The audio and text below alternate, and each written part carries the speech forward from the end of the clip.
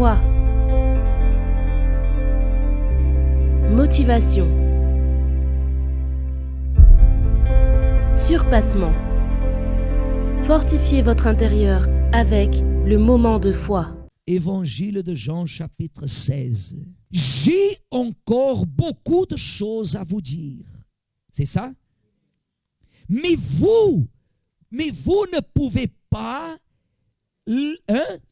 les porter maintenant. Quand le Consolateur sera venu, l'Esprit de vérité, il vous conduira dans toute la vérité, car il ne parlera pas de lui-même, mais il dira tout ce qu'il aura entendu et il vous annoncera les choses à venir. Il me glorifiera parce qu'il prendra de ce qui est à moi et vous l'annoncera. Tout ce que le Père a est à moi. C'est pourquoi j'ai dit qu'il prend de ce qui est à moi et qu'il vous l'annoncera. Verset 16.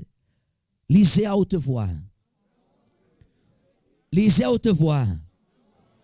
Encore un peu de temps. Lisez encore. Encore un peu de temps. Et vous ne me verrez plus. Et puis, lisez. Encore un peu de temps. Et vous me verrez. Parce que je vais au Père. Là-dessus, quelques-uns de ses disciples dirent entre eux, que signifie ce qu'il nous dit? Qu'est-ce qu'il a dit? Encore un peu de temps et vous ne me verrez plus. Et puis, encore un peu de temps et vous me verrez. Et parce que je vais au Père. Il disait donc, que signifie ce qu'il dit? Encore un peu de temps. Nous ne savons de quoi il parle. Jésus connut qu'il voulait l'interroger et il leur dit, vous vous questionnez les uns les autres sur ce que je dis. Qu'est-ce qu'il a dit? Et vous ne me verrez plus. Et puis, encore un peu de temps, et vous me verrez. En vérité, je vous le dis, vous pleurerez et vous lamenterez et le monde se réjouira. Vous serez dans la tristesse, mais votre tristesse changera en joie. Car la femme, lorsqu'elle enfante, éprouve de la tristesse parce que son heure est venue. Mais lorsqu'elle a donné le jour à l'enfant, elle ne se souvient plus de la souffrance à cause de la joie qu'elle a de ce qu'un homme est né dans le monde. Vous donc aussi, vous êtes maintenant dans la tristesse, mais je vous reverrai, et votre cœur se réjouira, et nul ne vous ravira votre joie. En résumant, Église, en résumant, le Seigneur Jésus, il a dit au verset 20, en vérité, je vous le dis, vous pleurerez et vous lamenterez et le monde se réjouira. Vous serez dans la tristesse. N'est-ce pas? Qu'est-ce que Jésus a voulu nous apprendre avec ça? Regardez. Encore un peu de temps. Nous tous dans la vie, nous affrontons régulièrement ce que Jésus a parlé et ce que la Bible registre à plusieurs reprises. Que toute situation qui nous amène à souffrir et ou à pleurer, elle ne dure qu'un quoi? Un peu de temps. Même si nous avons la joie du salut, même si nous avons la réjouissance que le Saint-Esprit, il nous donne, tant que nous vivrons sur cette terre, nous affronterons toujours ces moments que Jésus appelle d'encore un peu de temps. C'est pour cela que Jésus a dit, en vérité, je vous le dis, vous pleurerez. Quand est-ce qu'ils allaient pleurer? Hein? Au moment qu'ils allaient voir Jésus être emmené en prison à la croix, ensuite, mourir.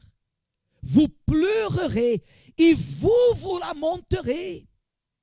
Et le monde se réjouira. L'injustice. Pourquoi Jésus dit le monde se réjouira? L'injustice. Dieu permet. Dieu permet. Dans la vie, on affronte tous. Dieu est Dieu, oui. Il est le Tout-Puissant, oui. Sa parole ne revient jamais en arrière, oui. Il nous a choisis pour nous guérir, délivrer et sauver, oui. Mais tant que nous vivrons sur terre, nous affronterons toujours ce moment, encore un peu de temps. Que des fois, c'est dans le mariage, dans la famille, dans la santé, dans les finances, dans les objectifs. Il y a toujours un peu de temps. Et qu'est-ce que nous constatons? Que c'est exactement dans ce moment-là que Jésus dit, encore un peu de temps, que beaucoup finissent par baisser les bras. Beaucoup finissent par tourner le dos à l'autel. Beaucoup finissent par partir et abandonner la foi. Parce qu'elles n'ont pas pu, ils n'ont pas su, ils n'ont pas eu la condition de résister. Pourquoi? Parce que le monde pressionne. Il y a une pression. Et si nous n'avons pas le Saint-Esprit, nous allons tomber soit dans le péché, soit dans la désobéissance, soit dans notre vie spirituelle, nous allons reculer, nous allons abandonner. Pourquoi? Parce que seulement le Saint-Esprit est capable de nous soutenir et de nous faire rester fermes. Même en pleurant, l'homme et la femme qui ne pleurent pas, elle ne connaît pas la vie.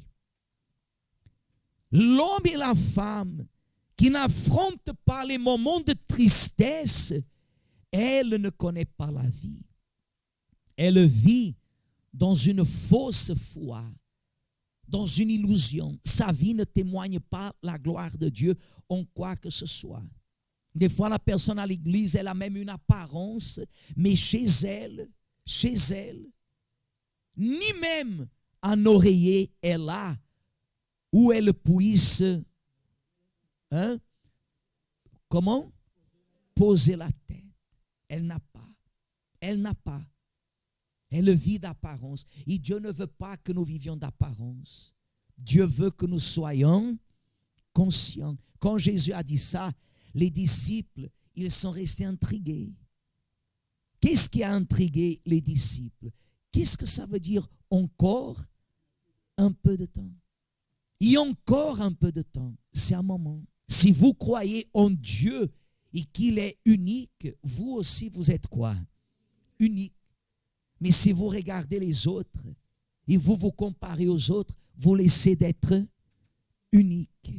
Et votre foi et votre vie en rien fera la différence. Amen. Amen. Est-ce que vous comprenez? Encore un peu de temps. La situation elle est difficile. Encore un peu de temps. La lutte elle est difficile. Encore un peu de temps. C'est insupportable. Encore un peu de temps. Mais tout en faisant ce qui est de la volonté de qui? De Dieu. Amen.